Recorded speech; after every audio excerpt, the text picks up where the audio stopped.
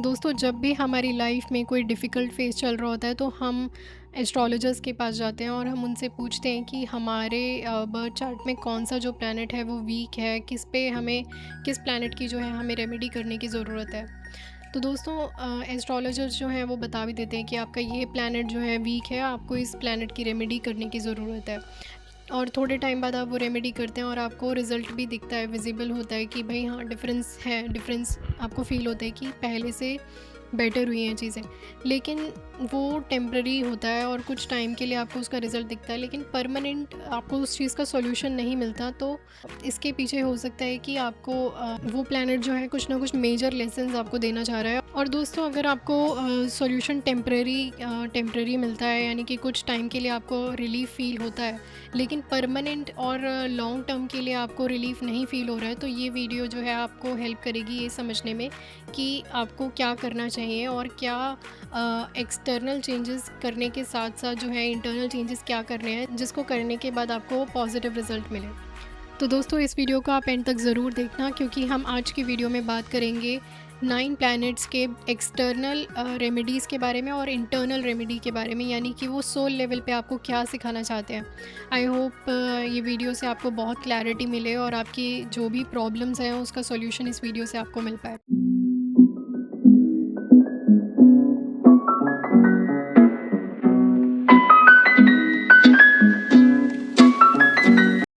दोस्तों, अगर आप बाहर चीज़ों को चेंज कर रहे हो, बाहर आप एक्सटर्नल रेमेडीज़ कर रहे हो, लेकिन आप इंटरनली खुद को चेंज नहीं कर और उसी प्लैनेट से रिलेटेड इंटरनल शिफ्ट नहीं लेकर आ रहे, तो आपको वो डिफरेंस फ़ील ही नहीं होगा कि आपने कोई रेमेडी करी है। हो सकता है कि आपको टेम्पररी रिलीफ मिले, लेकिन लॉन्ग टर्म में आपको रिज़ल्ट इतना नहीं विजिबल होगा।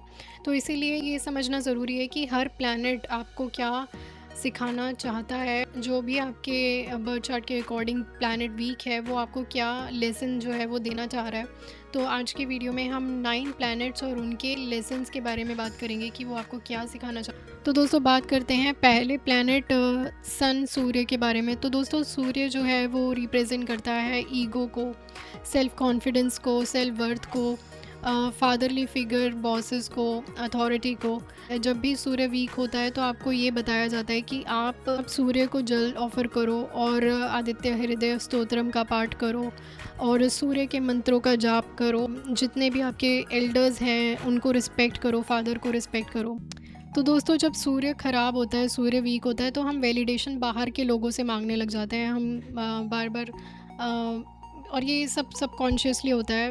हो सकता है कि आपने कभी इस चीज़ पे ध्यान ही ना दिया हो, लेकिन आप वैलिडेशन मांगने के लिए आप लोगों से पूछने लग जाते हो, आप कंफर्म करने लग जाते हो चीज़ों को कि ये सही है या नहीं है। तो जब आप बार बार पूछते हो और अपने डिसीजन नहीं ले पाते, तो आपको वहाँ पे ये लेसन लेने की ज़रूरत है कि आपको अपनी इनर अथॉरिटी खुद डेवलप करनी होगी और आपको डिसाइड करना है कि क्या आपके लिए सही है और क्या नहीं है। और आपको बाहर की अथॉरिटी पे रिलाई करने की बजाय आपको अपनी खुद इनर अथॉरिटी डेवलप करनी है। यही आपका सोल लेसन है। दोस्तों, अब बात करते हैं दूसरे प्लैनेट चंद्रमा यानी मून के बारे में। तो दोस्तों, मून रिप्रेजेंट करता है माइंड को, इमोशंस को, इनर सिक्योरिटी को, मदर को। और ट्रेडिशनल रेमेडीज़ इसकी ये बताई जाती है कि आप शिवलिंग पर मंडे को जल अर्पित करो। आप जो वाइट स्वीट्स होती हैं जैसे खीर हो गई या वाइट बर्फ़ी हो गई, वो ऑफ़र करो, डोनेट करो और अपने मदर की रिस्पेक्ट करो, केयर करो।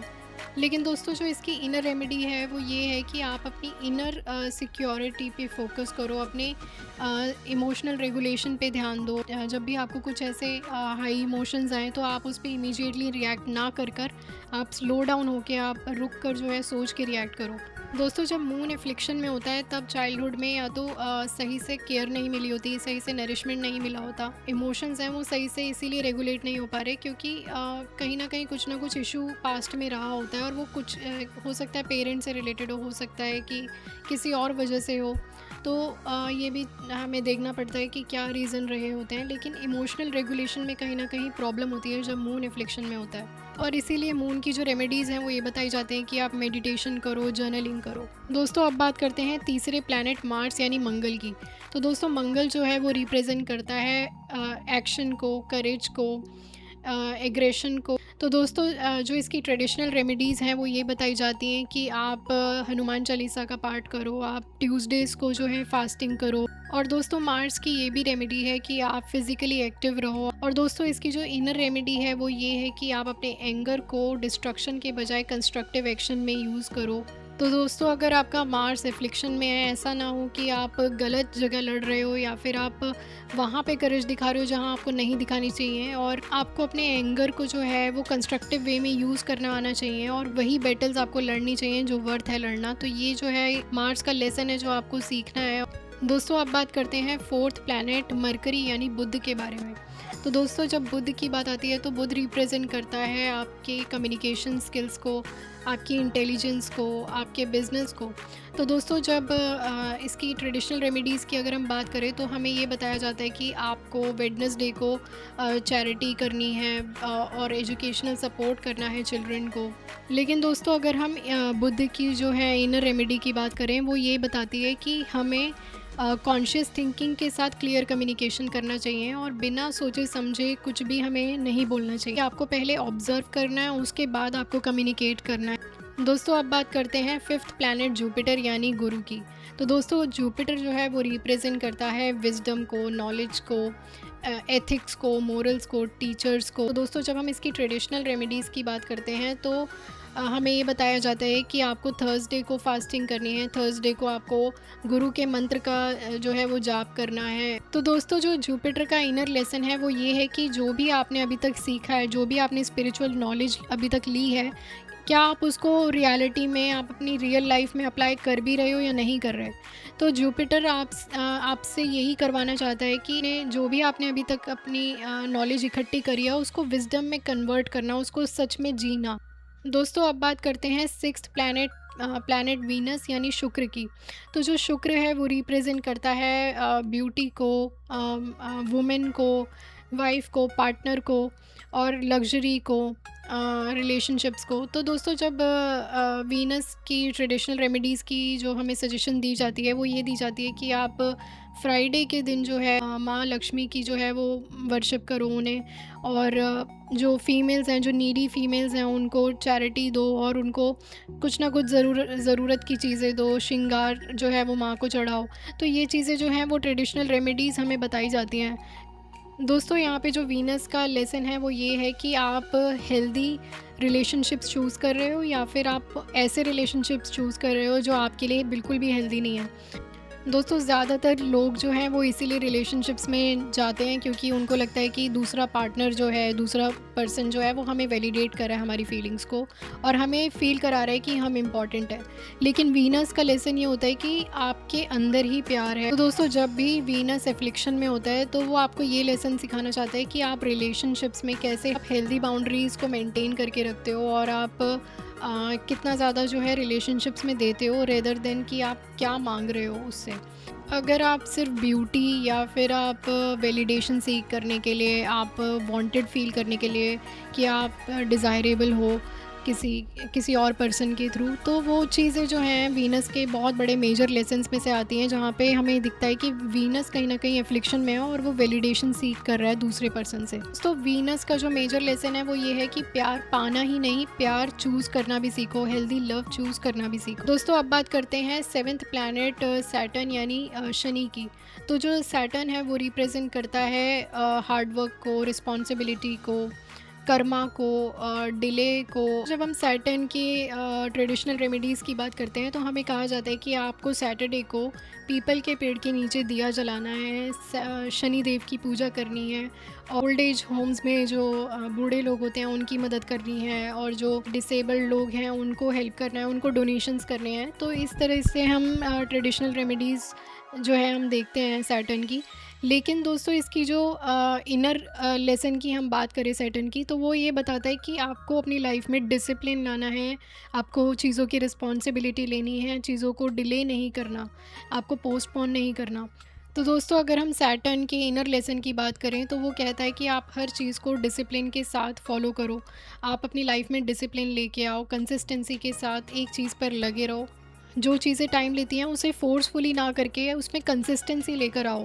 दोस्तों सैटर्न का सबसे बड़ा लेसन ये है कि आप विक्टिम मेंटालिटी से रिस्पॉन्सिबिलिटी की तरफ जाओ। दोस्तों अब बात करते हैं 8th प्लैनेट राहु की। तो दोस्तों राहु जो है वो रिप्रेजेंट करता है ऑब्सेशन को, इल्यूजन को, हमारी डिज़ायर्स को, एम्बिशन को। तो दोस्तों जब हम इसकी ट्रेडिशनल रेमेडीज़ की बात करते हैं तो इसकी ट्रेडिशनल रेमेडीज़ हमें बताई जाती हैं कि आप दुर्गा को वर्शिप करो, काली को वर्शिप करो, अनहेल्दी हैबिट को आप अलाउ मत करो अपनी लाइफ में होना। राहु जो है वो हमें ये सिखाना चाहते हैं कि ज़रूरी नहीं है कि आप जिस चीज़ को फॉलो कर रहे हो, जिस एम्बिशन को फॉलो कर रहे हो, ज़रूरी नहीं है कि वही आपके लिए बना है। हो सकता है कि आपके लिए कुछ और है। राहु आपको ये सिखाना चाहता है कि हर डिज़ायर को फॉलो करना ज़रूरी नहीं है, हर अट्रैक्शन डेस्टिनेशन नहीं। राहु का जो डीपर लेसन है वो ये है कि learn to what you want from what you actually need. तो जब आप ये समझ जाते हो कि आपको किस चीज़ की ज़रूरत है और किस चीज़ के पीछे आप यूं ही आप भाग रहे हो, तो वहाँ पे जो है आपके बहुत सारे इल्यूजन्स जो हैं वो तो वैसे ही ख़त्म हो जाते हैं। दोस्तों राहु की जो एनर्जी है वो है डिज़ायर की। तो आपको वो कोई ना कोई ऐसी डिज़ायर तो दे देगा, आप सोचोगे कि मुझे ये पर्सन चाहिए ही चाहिए, या मुझे ये पैसा चाहिए, मुझे इतना पैसा चाहिए, या मुझे ये फेम चाहिए, या ये सक्सेस चाहिए, या ये गाड़ी चाहिए, कुछ भी हो सकता है वो। लेकिन उसमें प्रॉब्लम ये होती है कि आपका विवेक काम करना वहाँ बंद कर देता है और आप ये सोचते हो कि हाँ ये चीज़ मुझे चाहिए और मतलब ये किसी भी हाल में चाहिए। लेकिन वहाँ पे आपको ये डिसाइड कर राहु जो है आपको ये लेसन देना चाहता है कि पहले तुम ये डिसाइड करो कि तुम्हें सच में इस चीज़ की ज़रूरत है भी या नहीं। क्या पता वो चीज़ तुम्हारे लिए सही ना हो, और क्यों चाहिए सबसे इम्पॉर्टेंट चीज़ है। तो राहु जो है आपको ये सिखाना चाहता है कि आप ये डिफरेंशिएट करो कि क्या चीज़ आप किस चीज़ की आपको ज़रूरत है और क्या चीज़ आपको एक्चुअल में चाहिए। दोस्तों अब बात करते हैं 9th planet, last planet Ketu की।